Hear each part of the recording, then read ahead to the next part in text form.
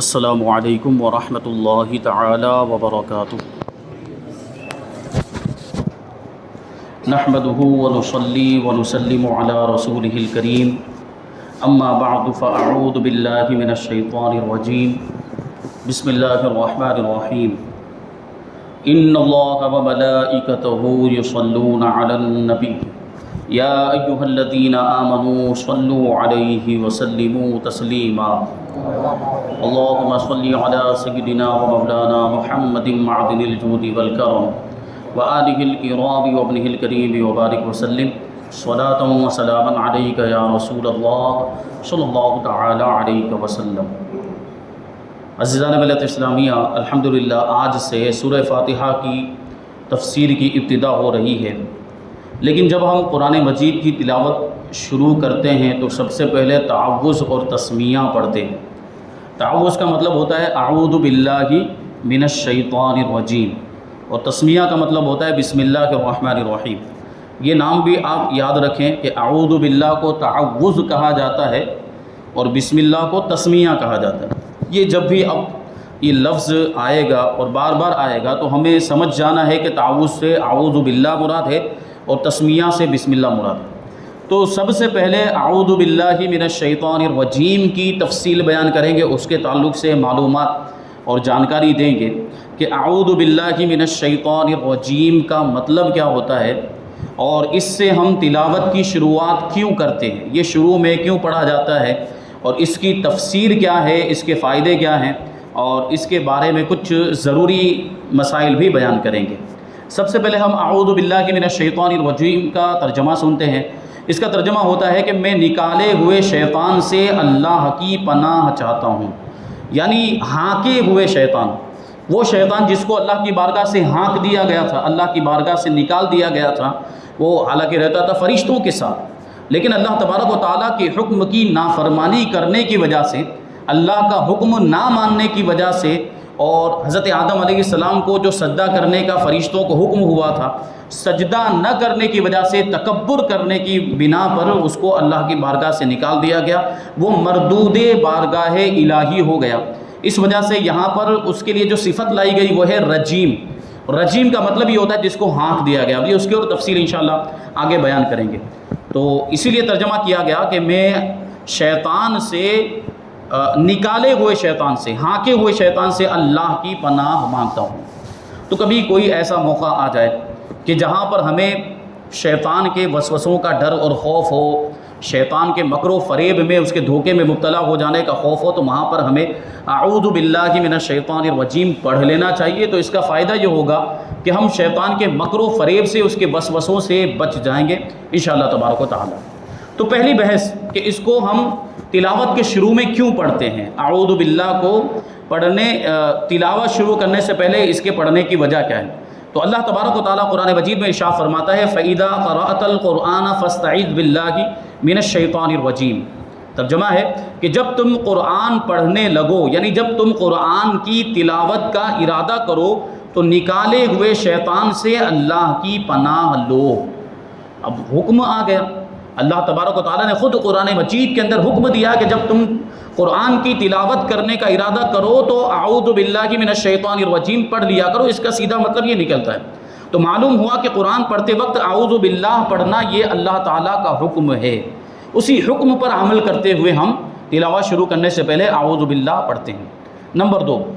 حضور انور صلی اللہ علیہ وسلم اور صحابہ کرام رضی اللہ تعالی عنہم اور ساری امت ہمیشہ اس پر عمل کرتی رہی۔ معلوم ہوا کہ اعوذ باللہ پڑھنا یہ سنت ہے۔ نمبر 3، جس طرح کہ نماز سے پہلے وضو ضروری ہے کیونکہ وہ جسمانی پلیدی اور گندگی کو دور کرتا ہے، یعنی وضو، اور انسان کو قابل نماز بناتا ہے، اسی طرح تلاوت سے پہلے اعوذ پڑھنا چاہیے کہ یہ اندرونی پلیدی اور اندرونی گندگی کو دور کرتا ہے اور زبان کو قرآن پاک کی تلاوت کے قابل بناتا ہے۔ نیز جو شخص بادشاہ کے دروازے پر حاضر ہو وہ بغیر اجازت اندر نہیں آ سکتا، اسے اجازت لینی پڑتی ہے۔ یوں ہی جو بارگاہ الہی میں حاضر ہو وہ بغیر اعوذ پڑھے کچھ عرض نہ کرے، گویا اعوذ باللہ پڑھنا یہ اللہ تعالیٰ سے تلاوت کی اجازت لینا ہے۔ نمبر 4، حاضری بارگاہ اقدس کے وقت درباری لباس جسم پر ہوتا ہے، جو بادشاہ کے بارگاہ میں حاضر ہوتا ہے تو وہ درباری لباس پہن کر حاضر ہوتا ہے۔ یہ اعوذ پڑھنا بارگاہ الہی میں حاضری کے وقت گویا قلب و زبان کا لباس ہے، دل کا اور زبان کا لباس ہے۔ اس وجہ سے یہ پڑھ کر ہم اللہ تبارک و تعالیٰ کی مقدس کتاب یعنی قرآن مجید کی تلاوت کی ہم شروعات کرتے ہیں۔ اب اعوذ باللہ کی کچھ تفسیر بتائیں گے، کچھ لفظی تحقیق بتائیں گے۔ فرماتے ہیں اعوذ یہ اعوذ سے مشتق ہے، یعنی اعوذ سے بنا، عین واو زال۔ اور اعوذ کے دو معنی ہوتے ہیں، ایک معنی ہوتا ہے التجا کرنا، پناہ پکڑنا، یعنی اللہ کی بارگاہ میں کسی طرح کی کوئی التجا کرنا، درخواست پیش کرنا، دعا کرنا جو ہم عام طور پر بولتے ہیں، اور پناہ لینا۔ اور دوسرا نمبر جو اس کا معنی ہے وہ دوسرے نمبر پر وہ ہے ملنا۔ اور پہلے معنی کے لحاظ سے اس کا مطلب یہ ہوگا کہ میں پناہ پکڑتا ہوں، التجا کرتا ہوں اللہ تعالیٰ سے۔ اور دوسرے معنی کی بنا پر اس کا مطلب یہ ہوگا کہ میں اپنے نفس کو فضل الہی اور رحمت الہی سے ملاتا ہوں۔ لفظ اللہ کی تفسیر انشاءاللہ بسم اللہ کی تفسیر کے جب بیان آئے گا تو اس میں وہاں پہ پوری تفسیر بیان کی جائے گی۔ لفظ شیطان میں، جو لفظ شیطان ہے اس میں دو قول ہیں۔ بعض لوگ کہتے ہیں کہ یہ شطنن سے مشتق ہے، شطنن سے بنا ہے، اور دوسرے نمبر پر بعض لوگ کا قول یہ ہے کہ یہ شیطن سے بنا ہے۔ شطنن کے معنی ہے دور ہونا، اور چونکہ ابلیس بھی مقرب بارگاہ الہی ہو کر وہاں سے دور ہوا، اسے اللہ کی بارگاہ سے دور کر دیا گیا، اس لیے اس کو شیطان کہا جاتا ہے۔ اور شیط کے معنی ہے ہلاک ہونا یا باطل ہونا، یعنی برباد ہو جانا۔ چونکہ ابلیس بھی سرکشی کی وجہ سے، یعنی انکار کرنے کی وجہ سے ہلاک ہو گیا، اور اس کا سارا پچھلا کیا دھرا باطل ہو گیا، یعنی بیکار اور ضائع ہو گیا۔ وہ معلم ملائکہ تھا، وہ فرشتوں کا استاذ تھا، فرشتوں کو پڑھایا کرتا تھا، لیکن ایک نبی کی شان میں اس نے گستاخی کی، اور ایک نبی سے اپنے آپ کو بہتر بتایا، حضرت آدم سے اپنے آپ کو بہتر بتایا۔ اس نے کیا کہا تھا شیطان نے کہ میں آدم کو سجدہ کیوں کروں؟ آدم کو تو مٹی سے بنایا گیا ہے، مجھے آگ سے پیدا کیا گیا، میں اس سے بہتر ہوں، میں اس سے افضل ہوں، تو میں آدم کو سجدہ کیوں کروں؟ تو ایک نبی کی شان میں گستاخی کرنے کی وجہ سے شیطان کافر ہو گیا، اور اللہ کی بارگاہ سے اس کو ہانک دیا گیا۔ اور اس سے پہلے جو بھی نیک کام اس نے کیے تھے، جو بھی اعمال کیے تھے، جو بھی عبادتیں کی تھی، اور فرشتوں کو جو تعلیم دیتا تھا، یہ ساری چیزیں اس کی برباد ہو گئی، بیکار اور ضائع ہو گئی، اس لیے اس کو شیطان کہتے ہیں۔ اب لفظ رجیم من الشیطان الرجیم میں جو رجیم آتا ہے یہ مرجوم کے معنی میں ہے، اور مرجوم یہ رجم سے بنا ہے، اور رجم کے معنی نکالنے کے بھی ہوتے ہیں، یعنی جس کو نکال دیا گیا ہو، اور پھینک کر مارنے کے بھی ہوتے ہیں، یعنی کسی کو کوئی چیز پھینک کر مارنا۔ اسی وجہ سے ہم دیکھیں اسلام کے اندر زنا کی سزا، اگر کوئی غیر شادی شدہ زنا کرے تو اس کی سزا یہ ہے کہ اس کو 100 کوڑے لگائے جائیں گے، 100 کوڑے مارے جائیں گے۔ لیکن اگر کوئی شادی شدہ زنا کرے، یعنی بیوی ہونے کے باوجود کسی اجنبی عورت کے ساتھ زنا کرے، تو اسلام میں اس کی سزا یہ ہے کہ اس کو رجم کر دیا جائے۔ اور رجم کا مطلب یہ ہوتا ہے کہ اس کو برسر بازار اوپر کے کپڑے اتار کر اتنے پتھر مارے جائیں کہ وہ اسی میں ہلاک ہو جائے، اسی میں مر جائے۔ تو یہاں رجم کہا جاتا ہے پتھر مارنے کو۔ تو رجم کا ایک معنی ہوتا ہے نکالنا، اور ایک معنی ہوتا ہے پھینک کر کوئی چیز مارنا۔ اور یہ لعنت یعنی دور کرنے کے معنی میں بھی آتا ہے، رجم جو لفظ ہے یہ دور کرنے کے معنی میں بھی آتا ہے۔ تو اگر پہلے معنی کیا جائے تو چونکہ پہلے شیطان ملائکہ کے ساتھ رہتا تھا اور وہاں سے اس کو نکال دیا گیا، اور فرمایا گیا فخرج منہا، فرشتوں کی جماعت سے نکل جا، اس لیے اسے رجیم کہا جاتا ہے۔ اور دوسرے معنی کی بنا پر یہ توجیہ ہوگی کہ اب بھی جب کبھی وہ آسمان پر جانے کی کوشش کرتا ہے تو فرشتے اس کو شہاب یعنی ٹوٹے ہوئے ستارہ، فرشتے اس کو شہاب یعنی ٹوٹا ہوا ستارہ پھینک کر مارتے ہیں، اور اس کو وہاں سے بھگا دیتے ہیں، اس کو آسمان پر جانے نہیں دیتے۔ لہٰذا یہ مرجوم ہوا، یعنی اس کو ٹوٹا ہوا ستارہ یعنی شہاب پھینک کر مارا جاتا ہے۔ اور تیسرے معنی کی بنا پر اس پر ہمیشہ حق تعالیٰ اور فرشتوں اور انسانوں کی طرف سے لعنت پڑتی ہی رہتی ہے۔ اللہ تعالیٰ ارشاد فرماتا ہے ان علیک اللعنۃ الی یوم الدین، اور تجھ پر قیامت تک کے لیے لعنت ہے۔ جب اسے اللہ کی بارگاہ سے نکال دیا گیا تھا تو اللہ تبارک و تعالیٰ نے اسے ارشاد فرمایا تھا کہ تجھ پر قیامت تک لعنت برستی ہی رہے گی۔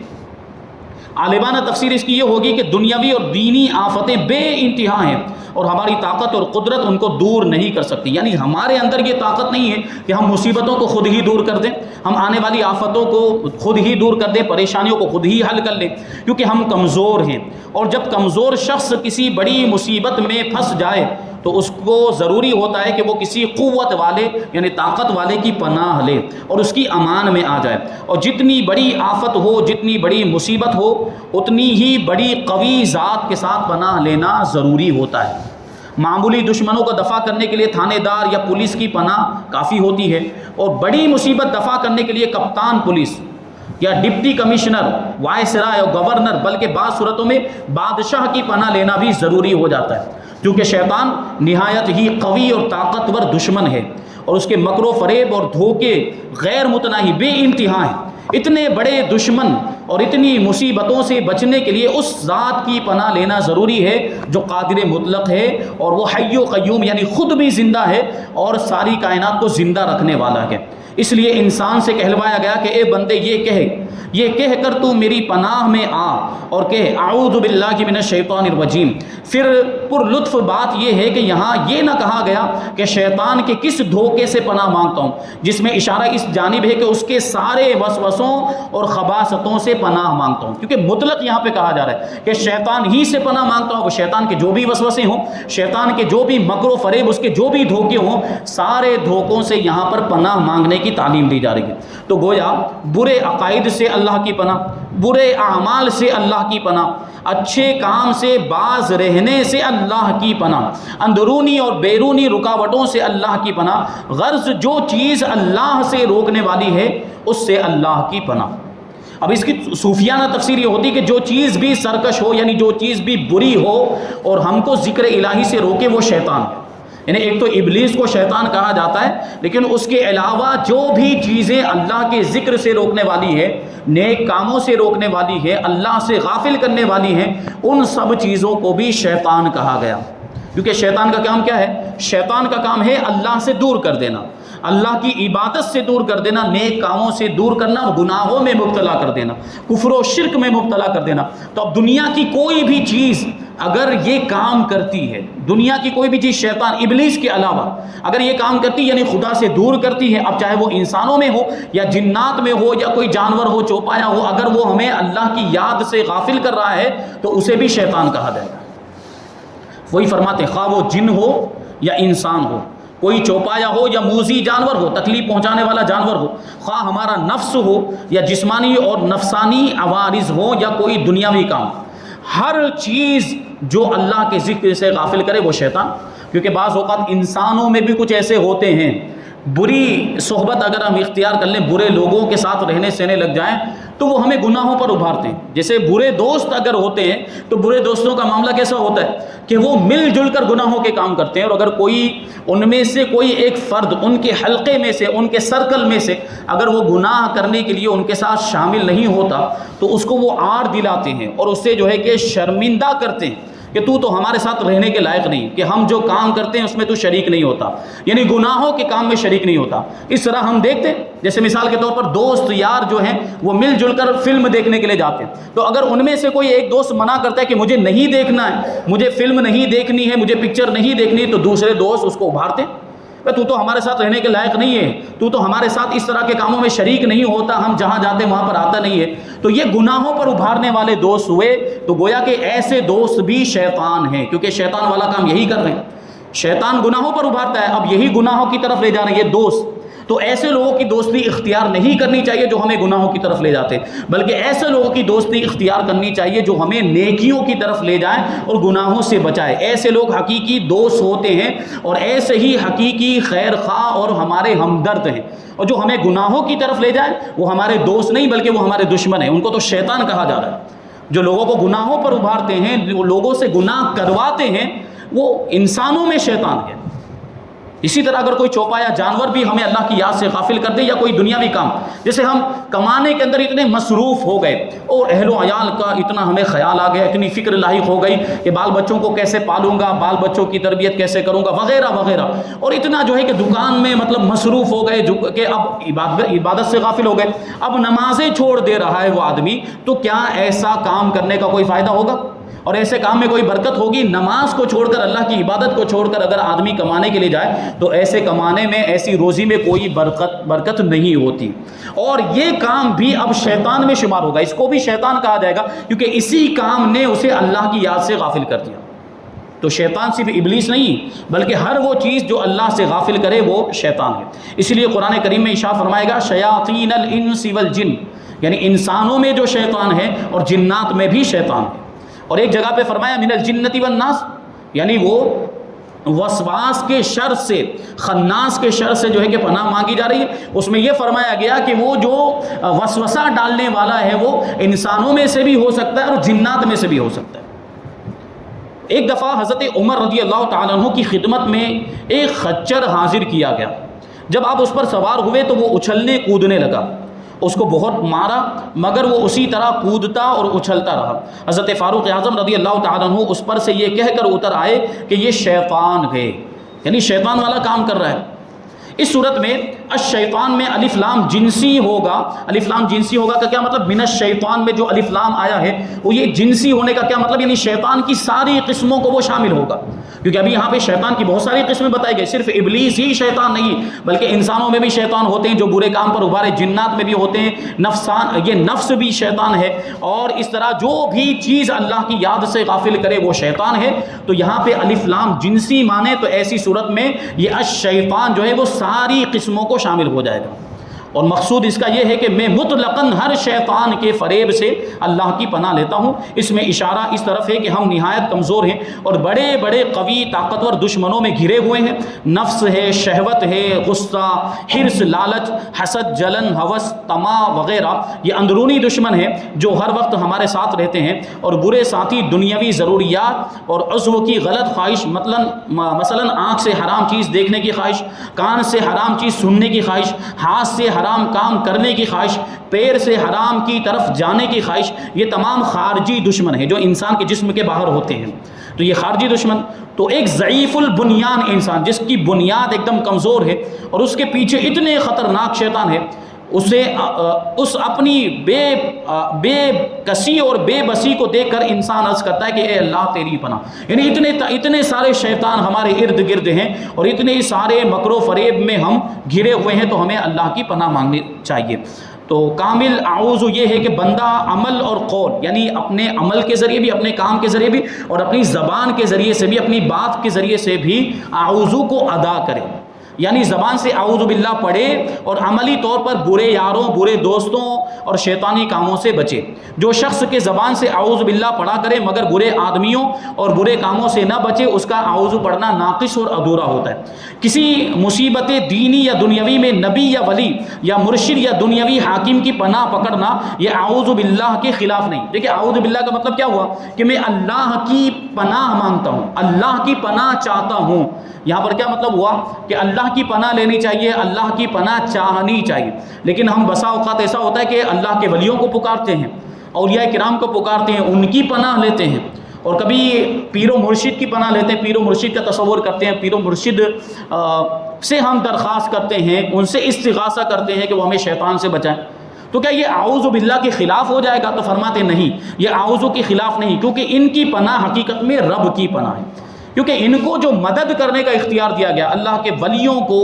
اور محبوبان بارگاہ کو، نیک بندوں کو، جو بندوں کی دوسرے بندوں کی مدد کرنے کا جو اختیار دیا وہ اللہ تعالیٰ نے ہی دیا ہے۔ تو یہ جو مدد کرتے ہیں وہ ان کی اپنی مدد نہیں ہوتی، وہ اللہ کی مدد ہوتی، کیونکہ ان کو مدد کرنے کا پاور یہ اللہ تعالیٰ کی جانب سے ملا ہے۔ تو حقیقت میں یہ رب کی پناہ، اس کا مطلب یہ نہیں ہوتا کہ ان کی بارگاہوں میں جانے والا رب سے پھر گیا۔ دیکھو رازق یعنی رزق دینے والا اور مددگار رب ہے، لیکن پھر بھی رزق تلاش کرنے کے لیے مالداروں اور بادشاہوں کی نوکری کرتے ہیں ہم لوگ، پھر وہاں سے روپیہ حاصل کر کے بہت سی دکانوں پر جاتے ہیں، کہیں سے خوراک، کہیں سے پوشاک وغیرہ حاصل کرتے ہیں۔ تو اس کا مطلب یہ نہیں ہوتا کہ ہم نے خدا کو چھوڑ کر ان کو رازق سمجھ لیا، کیونکہ یہ روزی حاصل کرنے کے لیے ہمیں دو کرنی پڑتی، محنت و مشقت کرنی پڑتی ہے، اور اس کے لیے ہمیں بازار میں جانا پڑتا ہے، سامان کی مدد لینی پڑتی ہے، وہ سامان کو فروخت کرنا پڑتا ہے، گاہکوں کی مدد لینی پڑتی ہے۔ تو اس کا مطلب یہ نہیں ہوتا کہ ہم اللہ کو رازق نہیں سمجھتے ہیں اور ان لوگوں کو ہم نے رازق سمجھ لیا، نہیں، بلکہ یہ خدا ہی کا رزق تلاش کرنے، اسی کے حکم سے ان جگہوں پر ہم جاتے ہیں، یہ اس کے رزق کے دروازے ہیں، یعنی یہ ذریعے ہیں، یہ سبب ہیں، اور ان ذریعوں سے ہمیں رزق حاصل ہوتا ہے۔ اسی طرح شیطان سے بچنے کے لیے پیر کے پاس جانا، بزرگوں کی خدمت میں حاضر ہونا، نبی کے دامن میں چھپنا، یہ سب اعوذ باللہ پر عمل ہے۔ اگر پیر کامل ہے، اگر پیر سچا ہے تو وہ اپنے مریدین کی مدد کرتا ہے، اور اگر پیر دنیا سے رخصت بھی ہو گیا ہے اور ظاہری طور پر پیر نے پردہ کر لیا، اس کے بعد بھی اگر ہم ان سے استغاثہ کریں، وہ پیر اگر کامل ہوگا تو مومن جب دنیا میں رہتا ہے، جب کامل مومن دنیا میں رہتا ہے تو اللہ تبارک و تعالیٰ اسے صاحب کرامت بنا دیتا ہے، اور اس کے ذریعے سے بہت ساری ایسی محیر العقول چیزیں ہوتی ہیں۔ لیکن جب مومن دنیا سے رخصت ہو جاتا ہے تو اس کی طاقت میں اور زیادہ اضافہ ہو جاتا ہے۔ ایک عام مومن کے بارے میں آپ نے سنا ہوگا کہ جب ایک عام مومن کو لوگ دفن کر کے واپس ہونے لگتے ہیں تو وہ واپس ہونے والوں کے قدموں کی آواز کو سنتا ہے۔ جب ایک عام مومن کی یہ طاقت کہ وہ قدموں کی قبر کے اندر رہتے ہوئے قدموں کی آواز سن رہا ہے، تو جو کامل مومن ہوگا، جو اللہ کا ولی ہوگا، جو پیر کامل ہوگا، جو سچا پیر ہوگا، اس کی طاقت کا عالم کیا ہوگا؟ یقیناً ایسے پیر کو جب ہم پکاریں گے تو وہ ہماری مدد کرتے ہیں۔ عقیدہ یہ ہونا چاہیے، اور ہمارا عقیدہ یہ ہے ہر سنی کا، چاہے وہ کیسا ہی مطلب یوں سمجھے کہ دین سے دور ہو، دین کی سمجھ نہ رکھتا ہو، دین کی جانکاری نہ ہو، لیکن ہر سنی کا یہ عقیدہ ہوتا ہے کہ ہم اللہ کے ولیوں کو جو پکارتے ہیں اور ان سے جو مدد طلب کرتے ہیں تو انہیں خدا سمجھ کے مدد طلب نہیں کرتے۔ ہم اللہ کے ولیوں کے مزار پر جاتے ہیں تو ہمیں خدا سمجھ کے نہیں جاتے، بلکہ خدا کا مقبول بندہ سمجھ کے جاتے ہیں۔ ہمارا یہ عقیدہ ہوتا ہے کہ ہم بہت ہی کمزور، ہم بہت بڑے گنہگار ہیں، ہماری یہ اوقات نہیں، ہماری یہ حیثیت نہیں کہ ڈائریکٹ اللہ سے مانگے اور کوئی چیز ہمیں مل جائے، اس لیے ہم ان کا وسیلہ لیتے ہیں، ہم ان کا وسیلہ لیتے ہیں اللہ کے نیک بندوں کا، کیونکہ وہ اللہ کے مقبول ہوتے ہیں، اللہ کے محبوب ہوتے ہیں، اور وہ اللہ کی بارگاہ میں جب دعا کر دیں گے تو پھر ہمارا بیڑا پار ہو جائے گا، ہماری حاجت پوری ہو جائے گی، مرادیں پوری ہو جائے گی، اس لیے ہم اللہ کے ولیوں کے مزارات پر جایا کرتے ہیں۔ بہرحال اس میں کچھ ناجائز امور کا ارتکاب بھی ہوتا ہے، مزارات پر کچھ ایسے کام بھی لوگ کرنے لگ جاتے ہیں جو شرعی اعتبار سے ناجائز۔ تو دیکھیں، عوام کا جو عمل ہوتا ہے وہ دلیل نہیں ہوتا، دلیل تو وہ ہے جو قرآن و حدیث کے اندر آیا، جو علماء اور فقہا کی کتابوں کے اندر لکھا ہوا۔ بعض چیزیں ایسی جو ہے ناجائز کام مزارات پر ہونے لگ گئے تو اس کا مطلب یہ نہیں کہ وہ ہمارے مذہب اور مسلک کا حصہ بن گیا، نہیں، ہمارا مذہب اور مسلک تو وہ ہے جو ہمارے معتبر علماء کی کتابوں میں لکھا ہوا ہے، وہ ہمارا مذہب اور مسلک ہے۔ اب اگر جا کر وہاں کوئی سجدہ کرنے لگ جائے، مزار پر کوئی سجدہ کرنے لگ جائے، تو غیر اللہ کو یعنی اللہ کے سوا کسی اور کو سجدہ کرنا جائز نہیں ہے، کسی اور کو سجدہ کرنا حرام ہے، مزار پر سجدہ کرنا بھی حرام ہے۔ اب اگر کوئی جاہل آدمی جا کر وہاں پر سجدہ کرتا ہے تو اس کی ذمہ دار ہم نہیں ہیں، اس کا ذمہ دار وہ خود ہے جو سجدہ کر رہا ہے، کیونکہ ہمارے امام نے، امام اعلیٰ حضرت رضی اللہ تعالیٰ عنہ نے تو اس کے تعلق سے کتاب کی پوری ایک کتاب لکھی ہوئی ہے، الزبدۃ الزکیہ نام کی، جس میں یہ فرمایا گیا کہ تعظیمی سجدہ کرنا مخلوق کو یہ حرام ہے، اور تعبدی سجدہ یعنی عبادت کا کسی کو سجدہ کرنا، کسی کو خدا مانتے ہوئے سجدہ کرنا اللہ کے علاوہ، یہ شرک ہے۔ تو جو مزارات پر جا کے سجدے کرتے ہیں یہ بہت غلط کرتے ہیں، اور کچھ ایسے دوسرے بھی بہت سارے کام ہیں، جیسے طواف کرنے لگ جاتے ہیں۔ طواف صرف خانہ کعبہ کا کیا جا سکتا ہے، کسی اور چیز کا طواف کرنا جائز نہیں، مزار کا طواف کرنا بھی جائز نہیں۔ ایسے بہت سے منکرات ہیں، ایسی بہت ساری بری چیزیں، خرافات ہیں جو مزارات پر شروع ہو گئے ہیں، اس کے ہم ذمہ دار نہیں، ہمارے علماء ذمہ دار نہیں، وہ ہمارے مسلک اور مذہب کا حصہ نہیں ہے۔ تو دوسری بات یہ بھی یہاں پر ہے کہ اللہ کی پناہ میں انسان تب آ سکتا ہے جب کوئی اس پناہ میں لانے والا ہو، یعنی اللہ کی پناہ میں لانے والا کوئی ہو اور اس کا سہارا لیا جائے۔ جیسے جج جو ہوتا ہے فیصلہ کرنے والا، جج کی پناہ میں وہ شخص آئے گا جس کو وکیل یا مختار اس کی پناہ تک پہنچائے، یعنی وکیل کا سہارا لینا پڑتا ہے، یا جس کو اختیار ہے وہاں تک پہنچانے کا، اس کا سہارا لیتے ہیں تو وہ جج تک پہنچاتا ہے، وکیل ہمیں جج تک پہنچاتا ہے، ڈائریکٹ ہم جج تک نہیں پہنچ سکتے۔ تو یہ جو اللہ کے نیک بندے ہوتے ہیں، انبیاء کرام، اولیاء اعظام کے پاس ہم اس لیے جاتے ہیں کہ حقیقت میں اللہ کی پناہ میں آنے کا یہ ذریعہ بنتے ہیں، اللہ تک پہنچنے کا یہ ذریعہ بنتے ہیں۔ انشاءاللہ اس کی پوری بحث سورہ فاتحہ میں جو آیت کریمہ ایاک نعبد و ایاک نستعین، وہاں پر پوری تفصیل بیان کی جائے گی۔ ابھی اور باتیں اعوذ باللہ کے تعلق سے باقی ہیں، انشاءاللہ ان کو آئندہ درس میں شامل کیا جائے گا۔ اللہ تبارک و تعالیٰ کی بارگاہ میں دعا ہے کہ جو کچھ بھی بیان ہوا اس پر ہم سب کو عمل کرنے کی توفیق عطا فرمائے، اور نور قرآن سے ہم سب کے دلوں کو روشن اور منور فرمائے۔ وما علینا الا البلاغ۔